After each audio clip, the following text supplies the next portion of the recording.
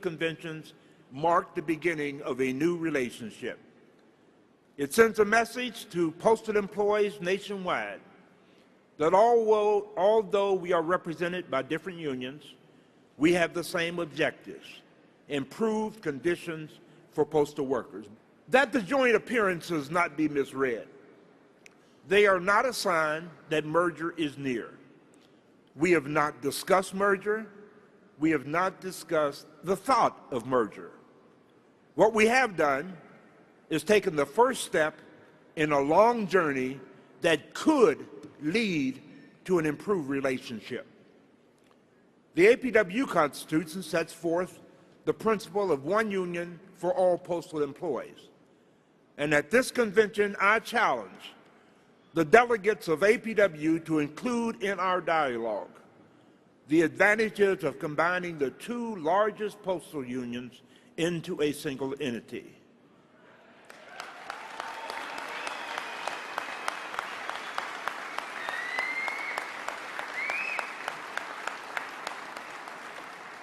There are no guarantees that this can be achieved. Not today, not tomorrow, and maybe not in the foreseeable future. But it should be a priority. Burris described the many challenges facing the American Postal Workers Union and said the organization is in a good position to take on these challenges.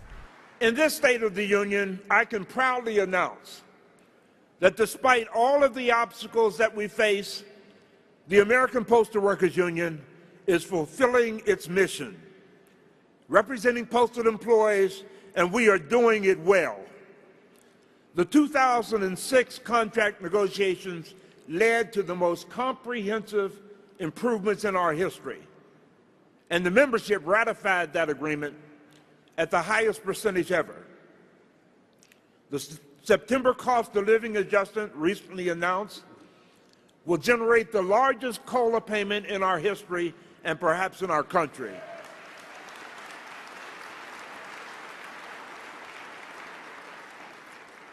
The grievance backlog is down. The legislative success and community outreach have been unparalleled. Our finances are in the best state in the history of our union, and even though our bargaining unit has declined substantially, the membership percentages has reached new heights. While noting the progress the union has made since its last convention, Burris cautioned delegates not to take any of these gains for granted. We meet at a critical time in the history of the United States Postal Service. In past conventions, we focused our attention on improving conditions for the employees we represent. This year, it's not the quality of our jobs that is at stake, but their very existence. In 2008, the future of the Postal Service hangs in the balance. During my 54 years of service, the foundation of the Postal Service has never been at greater risk. The nation is suffering severe economic difficulties, and as a result, mail volume has dropped dramatically. The economy is in trouble, and the threat to the future of the Postal Service and to our jobs is real. To make matters worse, postal reform legislation that was enacted in 2006 requires Congress to review the foundation of the Postal Service, including universal service, the mailbox monopoly, 6-day delivery, and the postal network. Each of these gives our opponents, those opponents of a public postal system, the opportunity to make proposals that could result in the demise of the services we have provided for over 200 years. For those who think that the union alone can protect the Postal Service as we know it, let me be clear. These are not grievable issues and cannot be addressed by the filing of lawsuits. The traditional means of contract enforcement cannot blunt these insidious proposals. But we do have two invaluable weapons: the members of the American Postal Workers Union and the millions of Americans who will fight for the national treasure that is the United States Postal Service.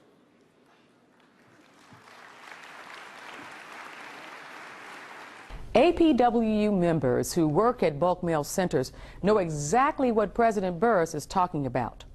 Under the Postal Service's so-called network realignment, some BMC operations could be subcontracted.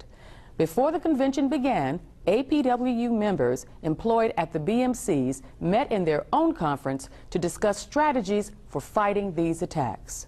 Contracting out's been an issue for years. The Postal Service is trying little at a time to dismantle, in our opinion, the Postal Service, and it's affecting our members. And the BMCs have finally got to us in August of last year. They put the National Union on notice that they were looking into what I believe subcontracting our parcel post work. They submitted an RFI to a number of different companies. The National Union got together, did some strategic meetings to see how to combat this. And then in January they went forward and said they were going to go to the next step, which is to see what companies are interested in doing our parcel post work. I think the parcels would still come into the Postal Service to our employees, and then it would be worked by these subcontractors, and then they would be delivered by letter carriers. So the middle person would be knocked out, which is, in this case, bulk mail centers. There's 21 BMCs nationwide. We had some concerns with that.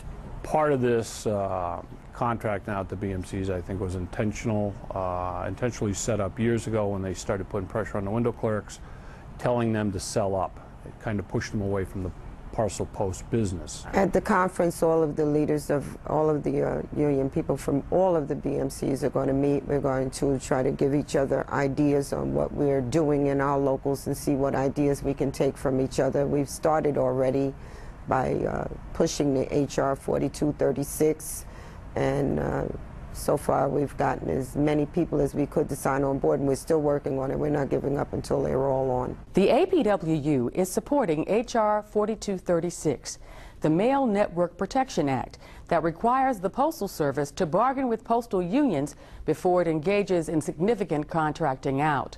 The union is urging members to contact their congressional representatives to support this legislation. Customers should care because the services that they get are, of course, very diminished when they're not done by our own people. Our members do the best in any service that is offered to the public at large. We're the best. We deliver the best, we process the best, and we do it less expensively. And the more contracting out they do, of course, they're going to come back and raise prices, and the consumer's going to feel it in their pocket too. As a member, I would suggest you go to our website, apw.org, and go to the legislative department and trying to sign on, even through email, to your congressman and your representatives, and just tell them that you want them to support the HR 4236. When they hear from their constituents, they will take it more serious than just coming from the headquarters. We're asking for your support because today's BMC, tomorrow it could be the PDNC. In his State of the Union speech, President Burris discussed the Postal Service's effort to get employees to retire early, and he advised members to resist that offer. In response to the significant drop in mail volume and the cash emergency, the Postal Service has offered early outs. And while our union did not oppose the opportunity for our members to discontinue employment with guaranteed income, our advice is don't go. Early outs are not new, having been offered in many industries. But in other companies, they have been called buyouts, and employees have been offered healthy cash incentives for ending their employment early. Every APWU represented employee who terminates employment early will save the United States Postal Service hundreds of thousands of dollars. And our message is, make them pay.